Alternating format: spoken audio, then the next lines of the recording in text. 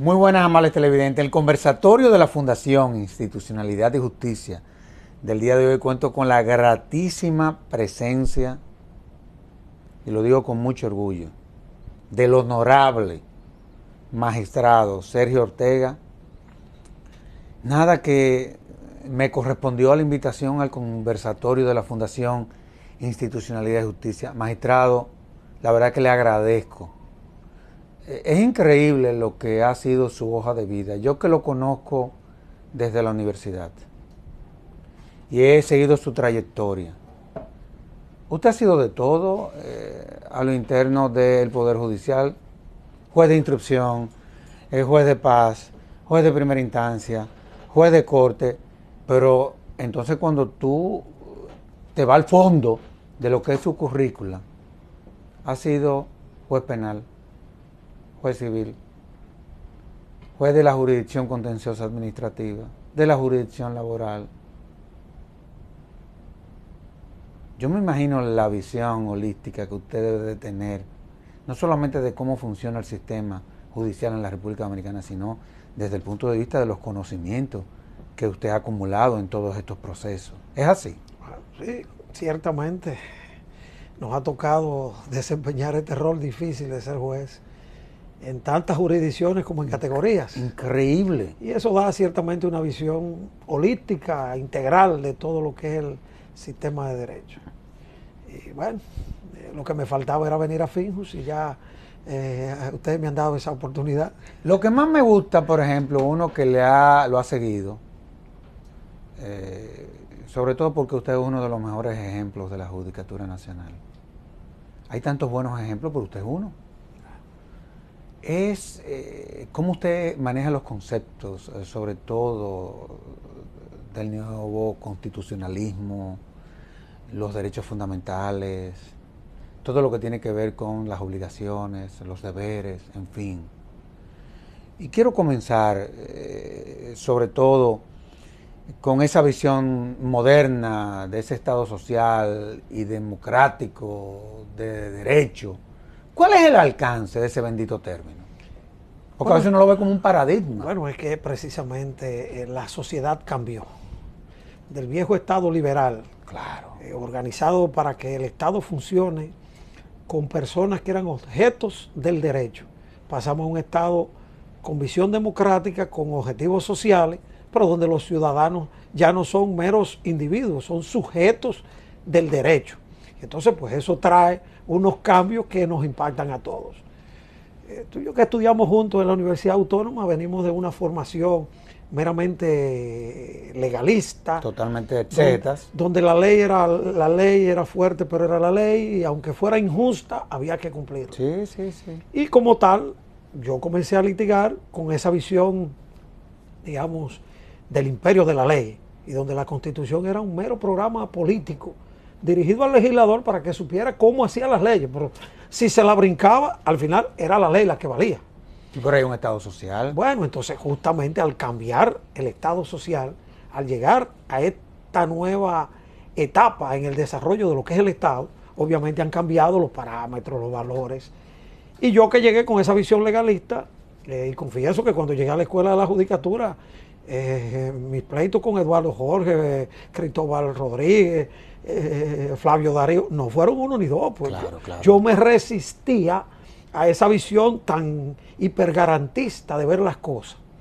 Pasados unos meses en la escuela de la judicatura, bueno, pues yo me abanderé de esa visión integral, constitucional, y bueno, hasta el día de hoy la he abrazado. Eso me ha traído algunos problemas, porque la mentalidad legalista todavía Sí, subyace, claro. y a veces es difícil convencer a la gente de lo bueno Claro. de la Constitución. Los mismos laboralistas todavía andamos detrás de la Constitución, buscando que la Constitución Claro. arraigue el derecho laboral como una herramienta útil para proteger derechos. Claro. Y es pues un proceso interesante. La escuela yo creo que fue de alguna manera responsable, diría que 100% del cambio de paradigma en mí. Y yo creo que si a algo debo agradecer, justamente ese cambio de paradigma fue a la escuela de la judicatura, de la que Finjus ha sido pues una aliada permanente. Claro.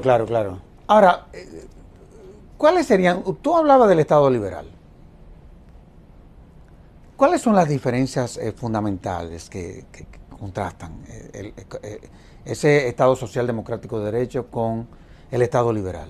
Bueno, que el Estado liberal estaba constituido para dar seguridad al propio Estado, como una maquinaria al margen de las personas que gobernaba o a las que le servía. Oye, eso es increíble. Era un Estado que, bueno, alguien constituye una maquinaria, una institución, para su beneficio propio, sin importar quién esté al frente.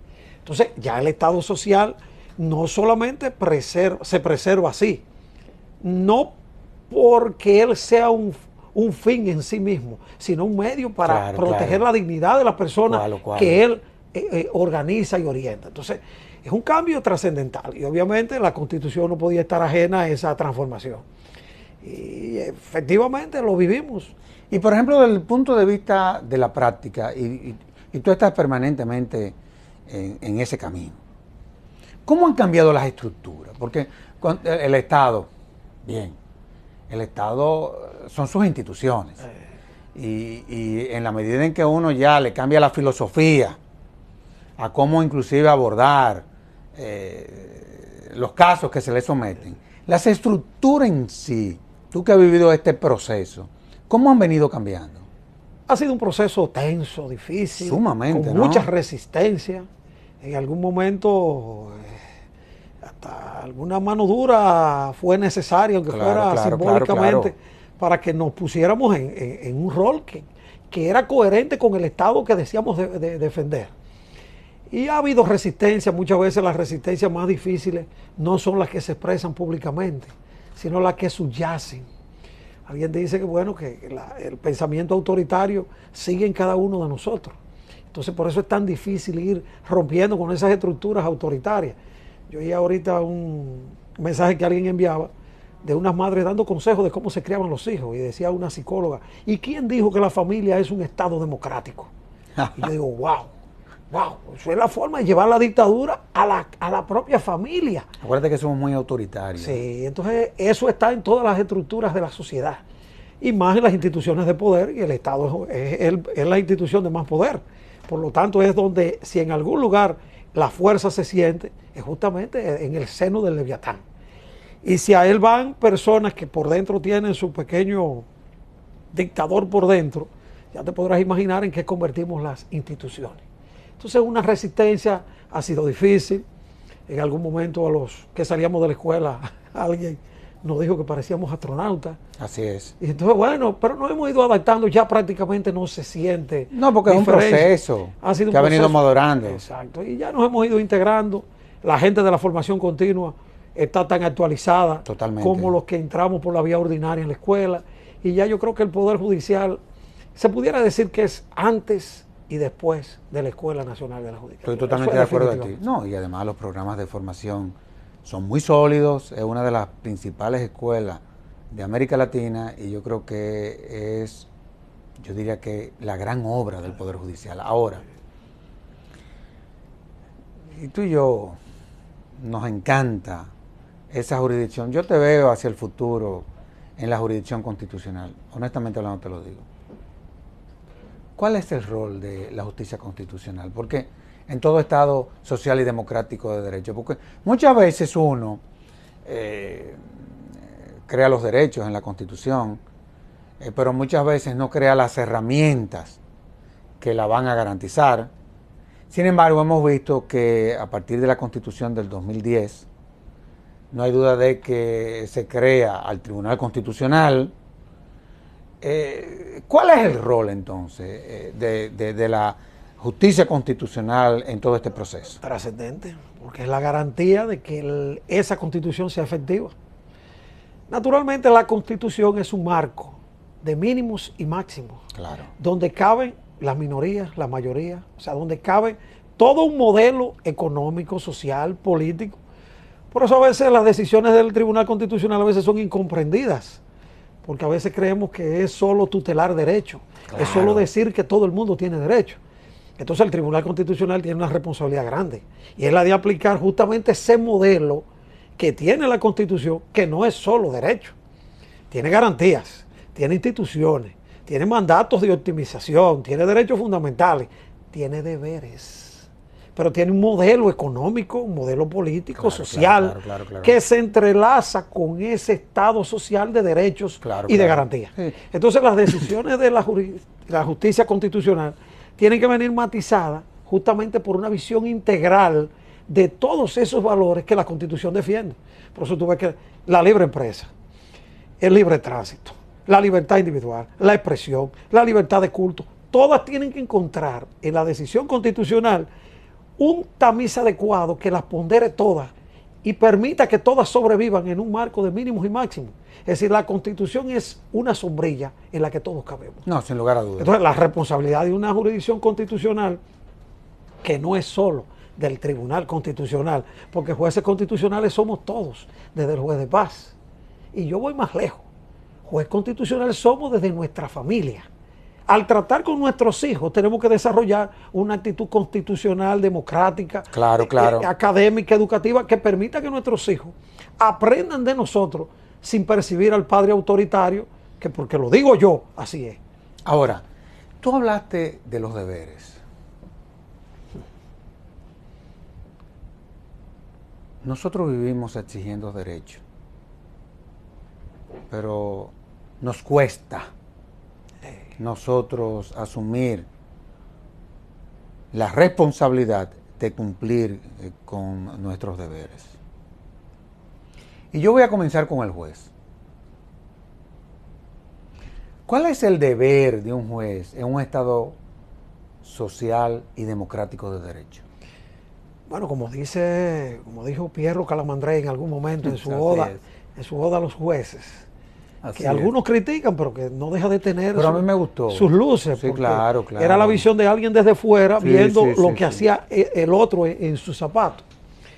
En manos del juez está el patrimonio, la libertad, el honor de las personas. Por eso el rol del juez es trascendente, porque él es el oasis al que llega el sediento en el momento que todos los caminos se le cierran, su deudor no le quiere pagar, el vecino con el que tiene el conflicto no cede ni razona que el otro también tiene derecho. Es aquel donde cuando ha infringido la ley llega ante la autoridad que lo persigue y que muchas veces se puede ensañar con él porque el evento que ha ocurrido es trascendentalmente grave. Y bueno, frente a todo hecho grave es natural que la autoridad persecutoria apriete la mano. Entonces es el juez el que en ese punto de equilibrio, ese árbitro, ese tercero imparcial, ¿verdad?, abanderado de todos estos principios que la Constitución pone y estas herramientas y estos derechos, dirime el conflicto, atribuyéndole a cada quien lo que le corresponde, protegiendo la sociedad al mismo tiempo que protege los derechos del inocente, o incluso hasta del culpable, pero impidiendo que se le ponga una condena que va más allá de lo que las leyes permiten. Entonces, es un rol difícil, que hay que asumirlo como un sacerdocio, y obviamente pocas veces ha sido comprendida la dimensión de las responsabilidades de juzgar. Se es injusto con los jueces, ¿eh? Bueno, alguien ha dicho que no hay justicia para el juez. No la hay, sin lugar a dudas. Y yo siempre he sostenido la tesis que hay que tener vocación al martirio para ser juez. No en este país, yo diría que en el mundo entero, porque el debate siempre es el mismo. Siempre es el mismo. Ahora, ¿cuál es la nueva perspectiva? Y te tengo que aprovechar, porque tengo que aprovechar al juez. Por ejemplo, que adquiere el proceso jurisdiccional en este Estado social y democrático de derecho. Bueno, es que el proceso de alguna manera conduce el derecho. Aunque alguien ha dicho que el procedimiento ha terminado aniquilando el derecho sustantivo. No, lo que pasa es que es la forma fácil de tú, y tú lo sabes. El procedimiento, bueno, los abogados ganan los casos más por el procedimiento que llevan que por el la derecho, dogmática. que por la dogmática. Y espérate, es que es más difícil, es mucho más difícil tú interpretar el dogma, el procedimiento, y tú lo sabes. Lo que pasa es que no podemos perder de vista que el procedimiento está hecho para guiar el derecho.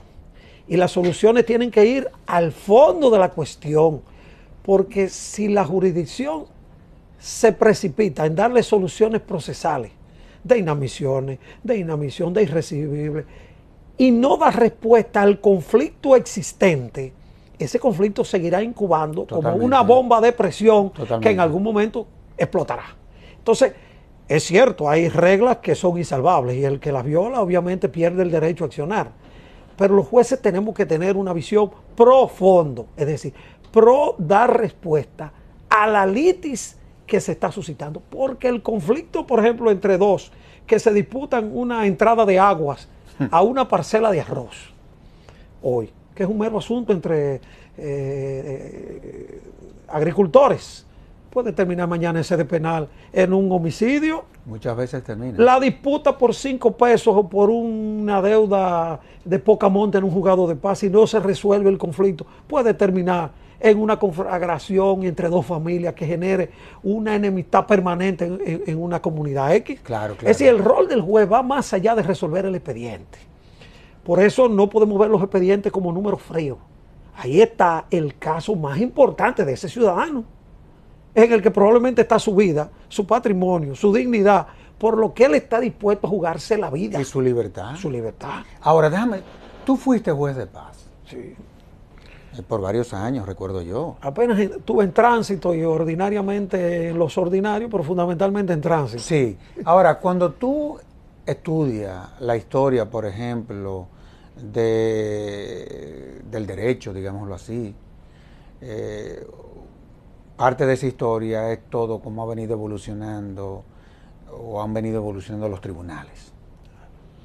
En principio, por ejemplo, los juzgados de paz eran verdaderos escenarios para implementar métodos de resolución alterna de conflictos, sobre todo en las localidades rurales, en fin.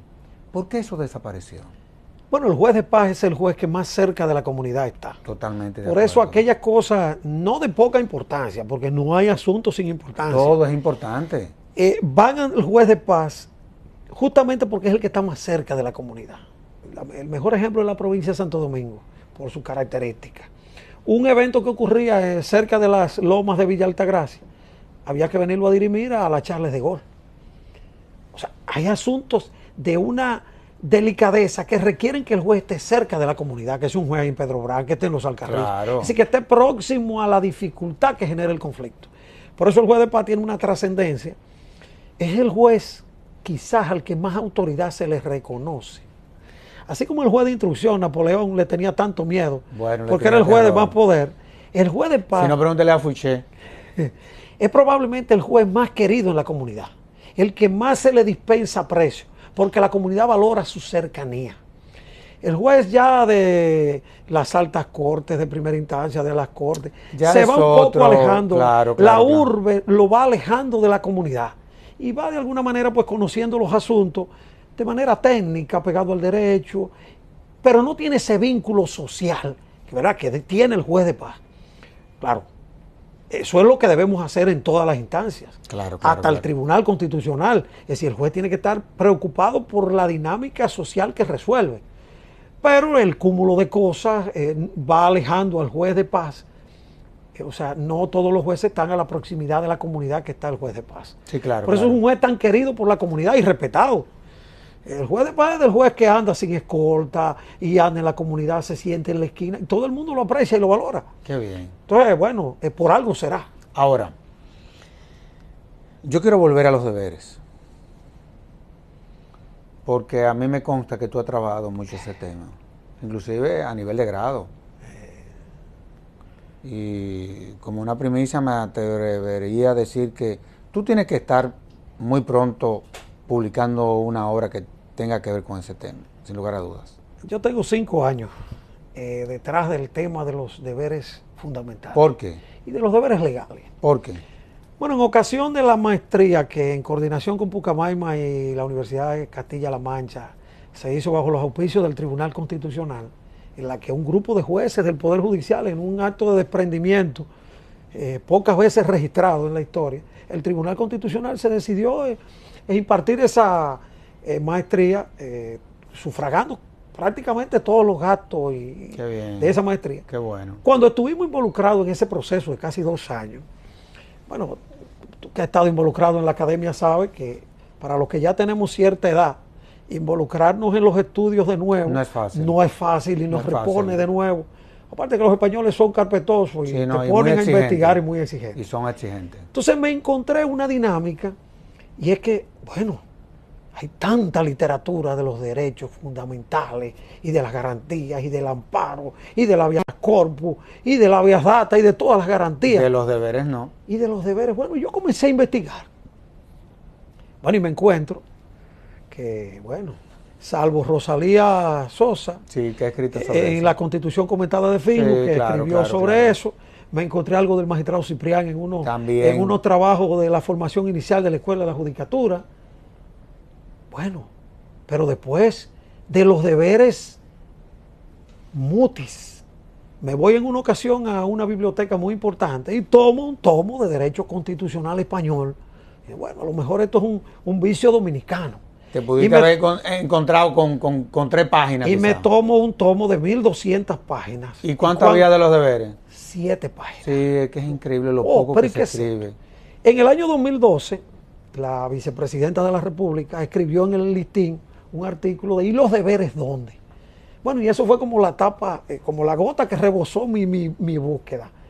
Digo, pero es que el Estado social y democrático de derecho que tanto defendemos no es sostenible si solo reclamamos derechos y nadie cumple los deberes. Mira, entonces me puse a investigar de dónde viene esa falla. Y es importante lo que tú estás planteando, porque los televidentes tienen que entender que la lógica constitucional en nuestro país cambió. O sea, ya la Constitución no se fundamenta sobre la base del espíritu de la representación, que esa era la visión liberal, esa era la verdad del Estado, sino que ahora incluye otro componente que es el que tiene que ver, el de la participación de la ciudadanía en los procesos. Y yo creo que es ahí donde está el quid del asunto. ¿Qué tú crees? Ya en el 1897, Eugenio María de Hostos, Ay, Dios mío, decía, en su moral social. En su moral social. Decía, el ciudadano que se cree en el derecho de no cumplir sus deberes pone en riesgo el Estado de Derecho del que él se dice titular. Wow. Eugenio María de Hostos. Una frase lapidaria. Una frase lapidaria. En el siglo XIX. Wow, todavía no la asimilamos. No llegamos a creer que uno de mis derechos es yo no cumplir con mis deberes. Es que ese hombre estuvo más allá de la distancia. Terminó en un monte, se desencantó de todo y terminó en un monte escribiendo. Definitivamente. Entonces, ¿hay una clasificación de los deberes?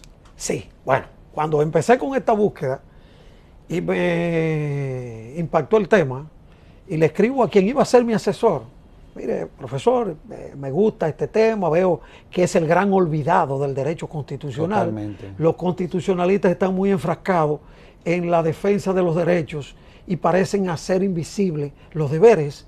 Me llama la atención este tema, el profesor fulano lo abordaron y me parece interesante desarrollarlo.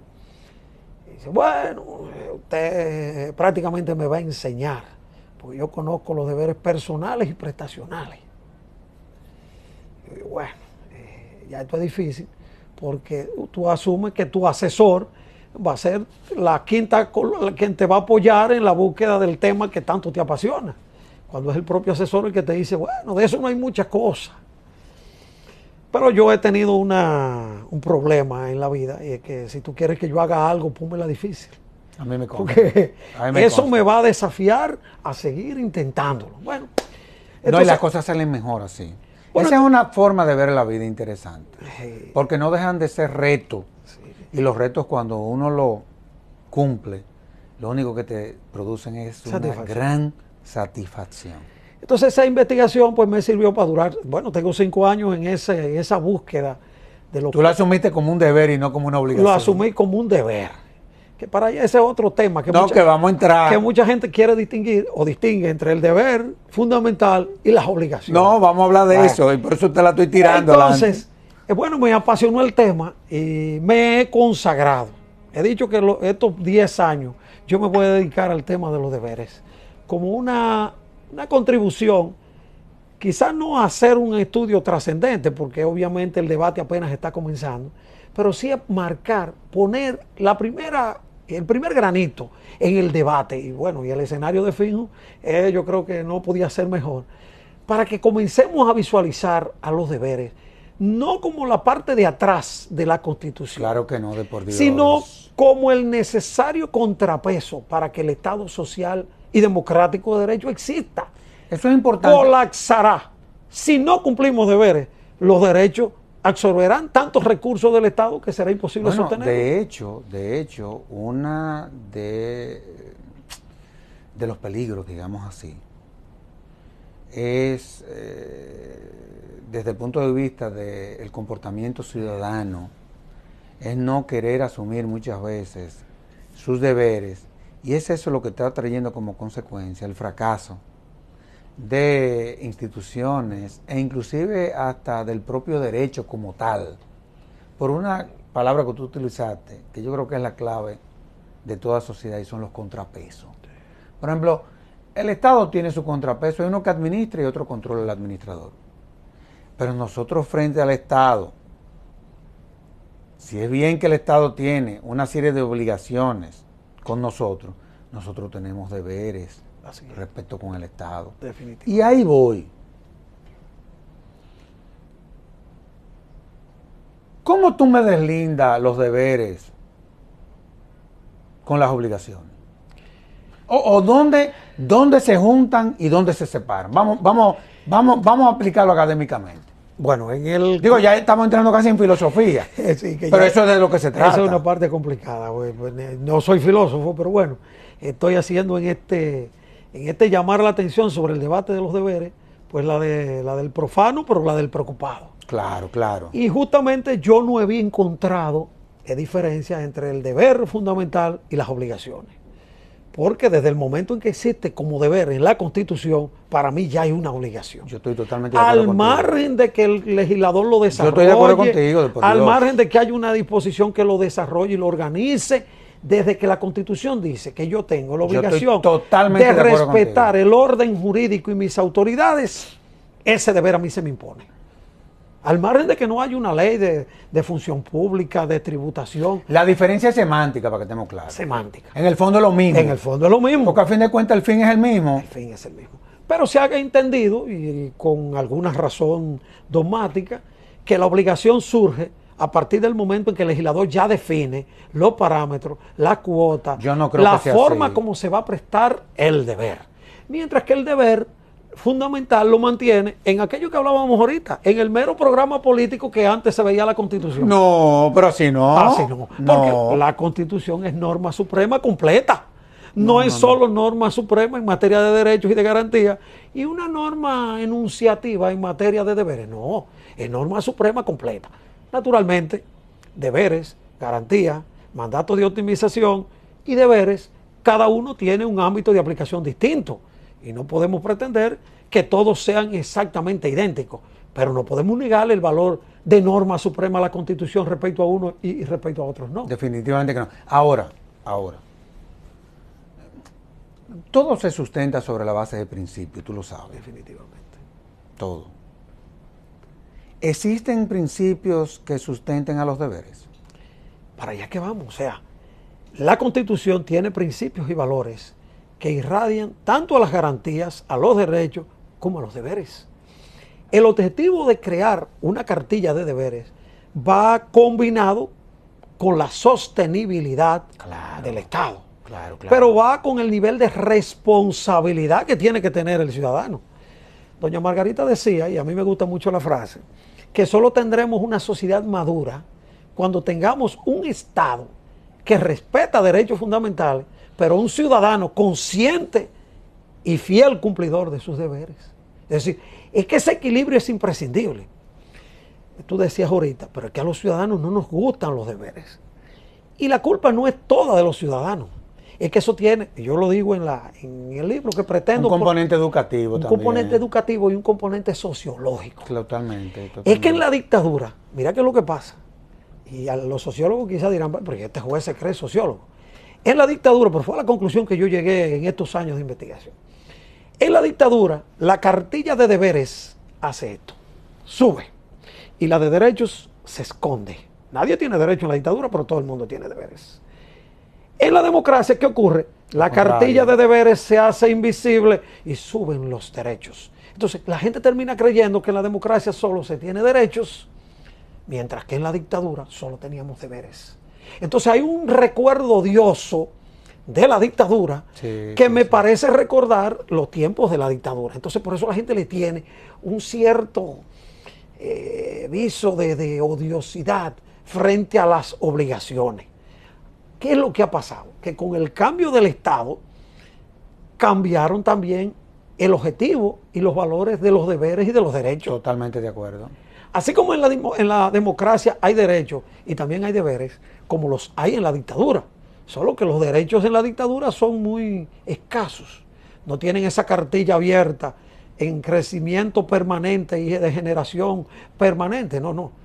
Los derechos, la vida, en tanto no afecte el status quo, la propiedad, X tales o cuales derechos. En la democracia los derechos se multiplican. El medio ambiente, la familia, bueno. La cartilla de deberes que en la dictadura todos conocemos, tributación, se cae preso por no tributar, se cae preso por no hacer el servicio militar obligatorio, se caía preso por no mandar a los hijos a la escuela, se caía preso por no ir a votar en las elecciones. Claro. Bueno, por todo deber, en la dictadura se cae preso, en la democracia no. Entonces los ciudadanos han terminado de creer que como eso es opcional, como es un derecho cumplirlos o no, bueno, pues eso es opcional. No. La diferencia es que el voto, el tributo, la democracia, la cultura, la educación, en la democracia están orientados hacia otros valores. Totalmente de acuerdo. Mientras en la dictadura la educación está dirigida a entroncar en los niños los valores de la dictadura, y todo el mundo recuerda la cartilla de Franco en España, cómo era que se enseñaba la educación en las escuelas. Eso es de antología. Bueno, pues en la democracia, la educación se entronca en un currículum democrático, donde, bueno, hoy estamos viendo que las escuelas van a enseñar, en coordinación con el Tribunal Constitucional, la Constitución en las escuelas. Claro. Pero no como... Que dicho sea de paso, nosotros como fundación vamos a aportarle ese proceso. Excelente. En el marco del libro de la Constitución comentada. Excelente. Y no ya como una charla que vaya a dar un experto un día, sino como un eje troncal en naturales, en claro. cívica, en matemáticas. Eso es importante. Enseñar a los muchachos a vivir en Constitución. Entonces, la educación de la dictadura ya no es el deber de la educación en la democracia. No. Igual que el tributo. Con el tributo ocurre lo siguiente. Los ciudadanos tienen una disyuntiva de escudarse detrás de que, bueno, que la administración hace con los recursos luego lo que quiere. Y en parte alguna razón tienen los ciudadanos. Sí, pero tú no puedes excusarte en el curso que pueda llevar lo que tú tributas para no cumplir con el deber de tributar. Sobre todo, que ya los deberes no son solo de los ciudadanos. No, claro que no. La Constitución trajo deberes que ya son del Estado. Que ahí iba. ¿Cuáles son los deberes que emanan desde el Estado? Bueno, es que el Estado tiene, por ejemplo, una serie de obligaciones de medios tendentes a asegurar la vivienda digna, la educación, la seguridad pública, el gasto racional de los recursos. Ese es un deber que tiene el Estado frente a los ciudadanos que cumplen el deber de tributar. Es decir, para yo exigir que el Estado administre adecuadamente, yo tengo que cumplir mi obligación de tributar. Ciertamente los ciudadanos a veces dicen, bueno, que la administración luego construye cosas que la comunidad no cree que son necesarias. Hay que recordar que a Ford, cuando le preguntaron cuando hizo el primer vehículo, por qué no le preguntó a la gente, y Ford dijo, bueno, si le hubiésemos preguntado a la gente qué querían, probablemente hubiesen dicho caballos más veloces. A veces la dirigencia tiene que ir 2 pasos delante de la comunidad, porque la comunidad está entroncada en sus necesidades más perentorias y a veces no ve 2 esquinas más adelante de lo que va a necesitar 20 o 25 años después. Entonces, es un camino de deberes y obligaciones que tenemos, tanto de los ciudadanos como desde el Estado. Y eso es lo que hace un Estado democrático y social sostenible. Ahora, ¿cuál es la importancia, por ejemplo, del régimen de obligaciones en el Estado social actual? Te pregunto yo. Bueno, es fundamental. La sostenibilidad del Estado parte justamente de que nos aboquemos a cumplir los deberes. Porque ¿qué es lo que ocurre en una sociedad donde un grupo cumple los deberes y el resto no? Bueno, que toda la carga del sistema recae en 2 o 3. Llega un momento que se hace insostenible. Totalmente. Entonces, ¿Qué es lo que hará sostenible la carga? Bueno, que todos la cumplamos dentro de los principios que establece justamente la legislación tributaria, que algunos la consideran un poco desigual, pero los principios están orientados correctamente en términos de universalidad, así que todos contribuyamos dentro de un perfil de progresividad, pero dentro de la capacidad contributiva de cada quien. Es decir, el que más tiene que contribuir pagar, más. El que tiene menos, obviamente, no puede no coger puede la pagar carga tanto como el que Exacto. puede. Eso Entonces, está claro. si esos principios que están en el régimen de los deberes fundamentales, desarrollados en las leyes que así lo controlan, se desarrollan adecuadamente, la carga no es insostenible para ningún sector. Y el más pobre se podrá sentir satisfecho de que cumple con su obligación. Definitivamente que sí. Sergio, vamos a hacer una pausa. Y de inmediato volvemos con este interesantísimo programa.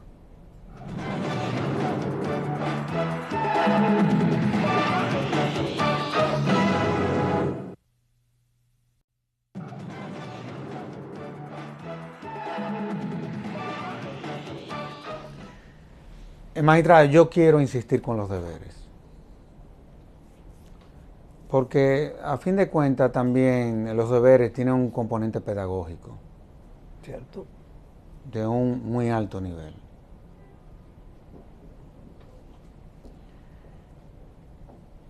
En torno al tema, generalmente existen las escuelas, existen las corrientes, en fin.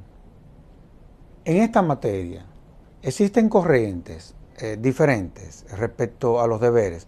¿O hay una visión monolítica de lo que ellos representan y constituyen? Sí, bueno, tendencia per se yo no la he visualizado en esta investigación porque todo el mundo ve los deberes como una cartilla odiosa de obligaciones. ¡Qué duro! Y tanto en la dictadura como en la democracia es la misma cartilla. Fíjate que no cambian ni siquiera de nombre. Una de las interesantes que yo en esa búsqueda encontré, por ejemplo, que muchos de los deberes también son derechos.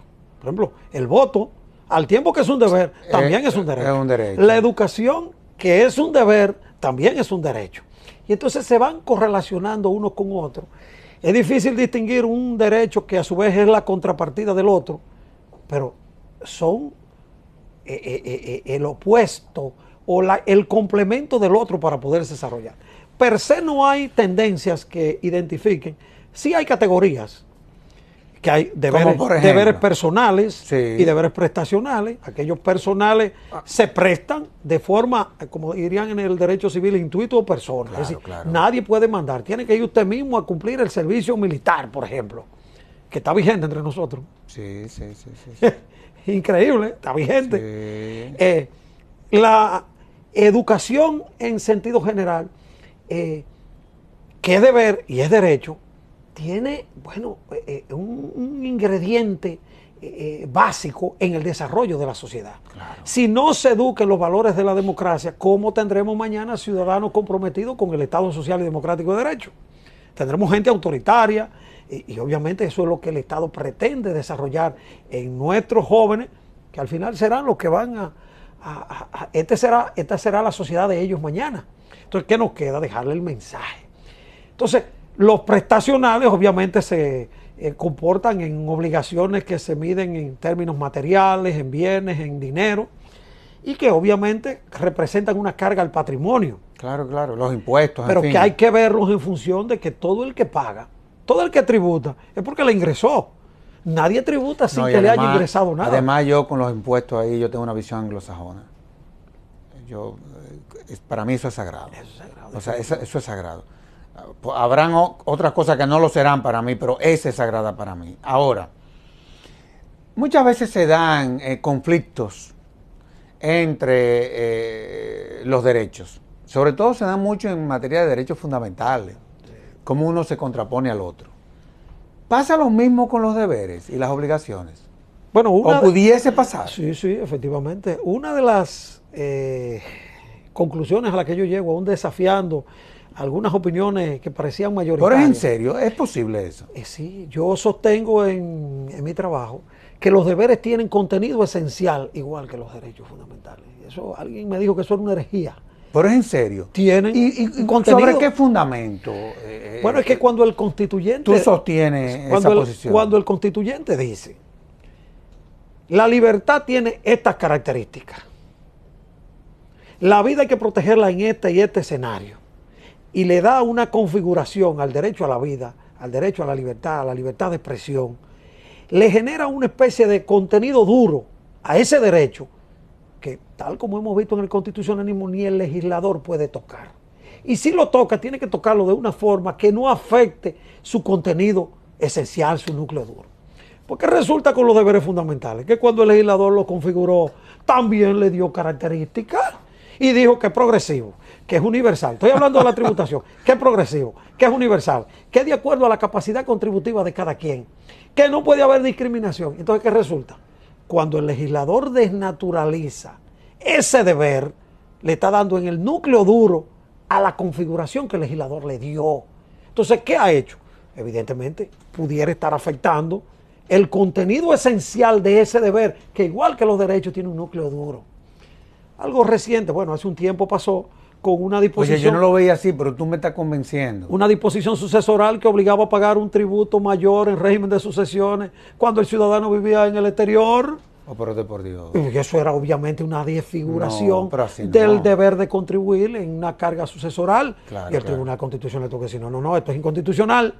Entonces, una de las cosas que yo planteo es justamente que cuando el legislador desfigura un deber, hay mecanismos jurisdiccionales para atacar esa desfiguración. Así como hay vías para atacar cuando un derecho fundamental es conculcado, si un deber fundamental es desfigurado, como diría el Tribunal Español, puesto de una forma irreconocible, que lo hace que no se parezca a como el constituyente lo configuró. Eso pasa muchas veces. Existen las vías de la acción directa, las vías de amparo cuando hay una afectación indirecta también de derechos. Y después pues un poner el punto en una I para generar un debate. Yo no pretendo, obviamente, generar una verdad ni siquiera relativa, pero sí que fomentemos un debate que al final yo creo que hará ciudadanos más conscientes. Y en primera fase quizás llamar la atención a los constitucionalistas de que para que no digan, como dice Stefan Wolf, en el costo de los derechos, que se preguntan, y no es que los derechos habrán llegado demasiado lejos. Sí, porque todos los días nos inventamos un derecho nuevo y qué bueno que sea así en una sociedad que se empodera. Pero tenemos que ir al principio, que son los deberes. Los deberes que son la contrapartida de ese régimen de derechos para que no colapse, para que sea sostenible y lo podamos disfrutar todos, incluyendo nuestros hijos. Ahora, existen las garantías y tú lo sabes.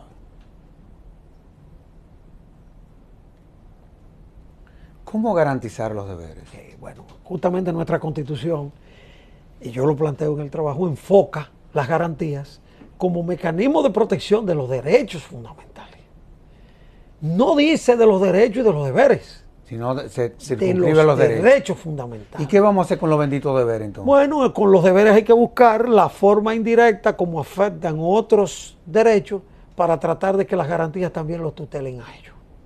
Por ejemplo, cuando en un ejercicio desfigurado del deber de tributar, el legislador o la administración tributaria, que genera tantas normas como leyes, el Congreso, disponen mediante una norma, una cuestión que restringe severamente el patrimonio, o restringe la libre empresa, o restringe un derecho fundamental, a través de la desfiguración de un deber, indirectamente se está afectando también un derecho fundamental. Totalmente de Entonces, acuerdo. la garantía que acuerdo. constitucionalmente está establecida para defender los derechos, yo sostengo, con un ejercicio más o menos arriesgado, que también sirven para tutelar la desfiguración de los deberes fundamentales. Ahora yo te voy a decir una cosa, yo te doy la razón, porque lo voy a ver desde otro ángulo. Por ejemplo, cuando tú te vas a la Constitución te define los derechos fundamentales, pero le da la competencia al legislador para que los regule. ¿Puede entonces, en el marco de esa lógica, el legislador regular los deberes? Sí, obviamente. Bueno, en el caso de los deberes, todavía el mandato para regularlo es mucho más expreso. Ajá. Hay autores que sostienen, y esa fue una de las grandes dificultades, que los deberes solo existen a partir del momento en que el legislador los desarrolla. Es decir, mientras el legislador no hace un código tributario, el deber de tributar no existe, según esa corriente de opinión. El servicio militar voluntario o obligatorio no existe hasta que una ley así lo desarrolla. El derecho a la el deber a la educación no existe hasta que una ley de educación dice que hay deberes y que son de esta manera que se van a desarrollar. Yo en mi trabajo contradigo esa visión partiendo de la supremacía constitucional y de su condición de norma operativa. Es decir, desde el momento que la Constitución dice que existe un deber, ese deber es operativo al margen de que el legislador lo desarrolle o no. Estamos totalmente de acuerdo. Hay que reconocer que el desarrollo por el legislador facilita el cumplimiento del deber. Si dice cómo se va a tributar, es mucho más fácil cumplir. Sí, porque lo que no podemos es condicionar su existencia a la existencia de una ley que lo desarrolle. Totalmente de acuerdo. Ahora, yo te tengo que seguir viendo como juez. Esa es la realidad. Y a ti te ha tocado ser juez de jurisdicciones muy complicadas. Por ejemplo, esa jurisdicción contenciosa administrativa, que es la que somete al orden a la administración. Yo nunca quisiera estar ahí ni como abogado, yo creo. Porque es complicada. Sí, sí. Pero no hay duda que los jueces tienen el deber, frente a lo que se les somete, dictar una decisión. Claro. Esa es la realidad. Así. Pero no hay duda de que esa es una jurisdicción que tiene un componente político muy alto y tú sabes que es así. Si hay dos jurisdicciones en donde la política se manifiesta en la jurisdicción constitucional y en la jurisdicción contenciosa administrativa, de una u otra forma, sí. Tú someter al orden a la administración no es fácil. Es difícil.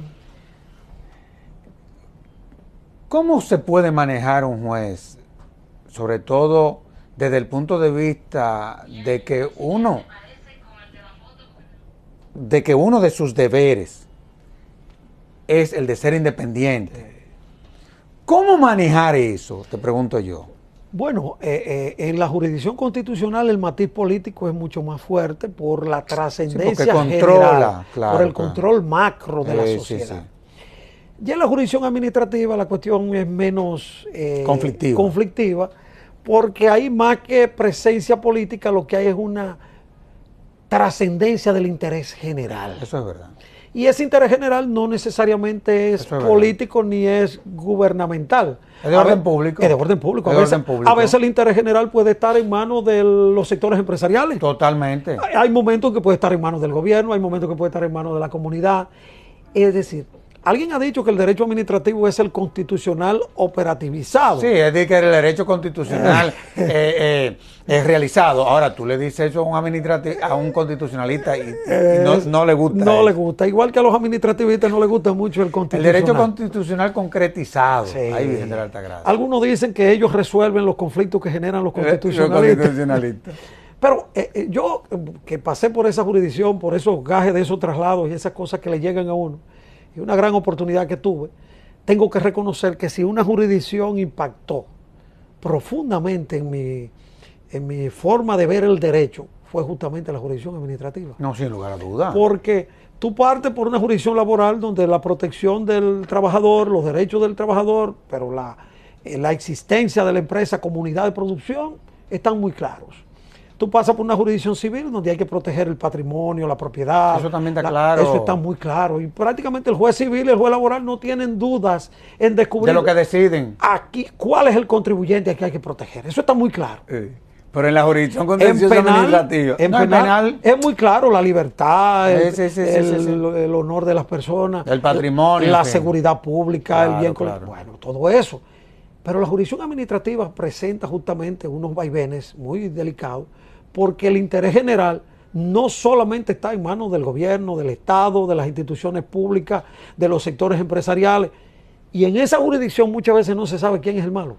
El malo de la película, que se puede lucir tan fácil en sede penal o en sede civil, en la jurisdicción administrativa a veces da trabajo distinguirlo.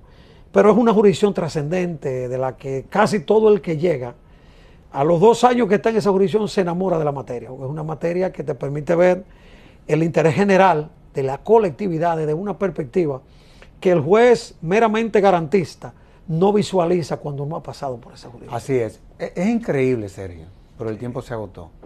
Así Pero yo quiero que tú me prometas y me corresponda que tú vas a volver al programa de la Fundación, porque yo quiero insistir con el tema de los deberes, porque eso está haciendo falta en este país. Esos desórdenes que tú ves en el tránsito, inclusive muchas veces los altos niveles de violencia, hay una relación, aunque mucha gente no lo crea, con la falta de cumplimiento desde la ciudadanía de lo que son sus deberes. Y yo creo que como este es un programa que lo que trata es de educar a la población, yo creo que tú harías una magnífica contribución en que sigamos insistiendo en esto. Así que en nombre de la FINJO, te agradezco el que haya correspondido a esta invitación y vamos a ver cómo nos ponemos de acuerdo, pero como fundación te vamos a apoyar en lo que sería eventualmente la publicación de ese trabajo. Bueno. Hago el compromiso aquí en público. Bueno, imagínense, lo que se dice en televisión quedó. ¿No? Y lo dicho está. Dicho está. Así que bueno, muchísimas gracias. Yo les agradezco la oportunidad y nada. Hiciste un excelente programa, te felicito. Te felicito. Bueno. Un gran aporte, ¿eh? Y a ustedes, amables televidentes, les decimos hasta la próxima, en donde estaremos en un nuevo conversatorio de la Fundación Institucionalidad y Justicia. Hasta entonces.